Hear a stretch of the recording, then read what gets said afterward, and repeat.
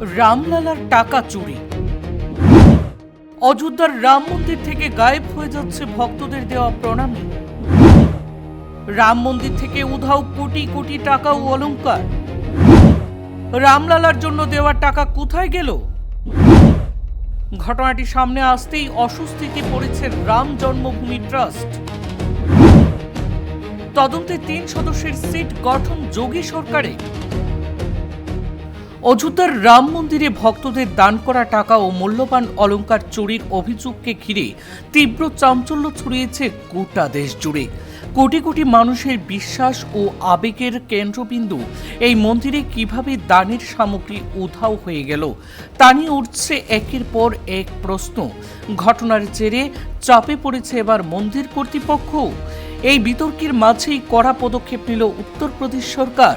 মুখ্যমন্ত্রী যোগী আদিত্যনাথ 3 সদস্যের বিশেষ তদন্তকারী দল সিট গঠনের নির্দেশ দিয়েছেন। উল্লেখযোগ্যভাবে এই দুর্নীতির অভিযোগের পূর্ণাঙ্গ তদন্তের দাবি জানিয়েছিলেন শ্রীরাম জন্মভূমি তীর্থক্ষেত্রের ট্রাস্ট নিজেই। সরকারি নির্দেশ অনুযায়ী সিটের নেতৃত্বে থাকবেন লখনৌর বিভাগীয় কমিশনার বিজয় বিশ্বাস পন্থ। তার সঙ্গে তদন্তকারী দলে রয়েছেন লখনৌ রেঞ্জের আইজি কিরণ এস এবং অর্থ দফতরের বিশেষ সচিব নীলরতন কুমার। 7 দিনের মধ্যে প্রাথমিক রিপোর্ট এবং 15 দিনের মধ্যে চূড়ান্ত রিপোর্ট জমা দিতে বলা হয়েছে তদন্তকারী দলকে।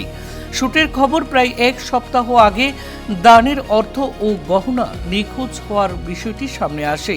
অভিযোগ প্রকাশ্যে আসতেই মন্দির কর্তৃপক্ষ অভ্যন্তরীণ তদন্ত শুরু করে সন্দেহজনদের জিজ্ঞাসাবাদ করা হয় এবং স্থানীয় থানার সহযোগিতায় চুরি যাওয়া সামগ্রী উদ্ধারের চেষ্টা চালানো হয়। তবে প্রশ্ন থেকেই যাচ্ছে, এত বড় ও উচ্চ নিরাপত্তা বেষ্টিত ধর্মীয় প্রতিষ্ঠানে কিভাবে দানের অর্থ ও অলংকার উধাও হলো? দলের সামগ্রী সংরক্ষণ ও তদান্তিকরের বিষয়ে দায়িত্ব যারা ছিলেন, নিরাপত্তা ব্যবস্থায় কোনো গাফিলতি ছিল কি? সূত্রের খবর, খুব শীঘ্রই তদন্তকারী দল অযোধ্যায় পৌঁছে নথি সংগ্রহ, সংশ্লিষ্টদের জিজ্ঞাসাবাদ এবং প্রমাণ খতিয়ে দেখার কাজ শুরু করবে। তদন্তের রিপোর্ট সামনে এলেই স্পষ্ট হবে এই ঘটনায় কারা জড়িত এবং কোথায় ছিল সেই গাফিলতি। দেশের অন্যতম গুরুত্বপূর্ণ ধর্মীয় কেন্দ্রকে ঘিরে ওঠা এই অভিযোগ ইতিমধ্যেই ব্যাপক আলোড়ন সৃষ্টি করেছে।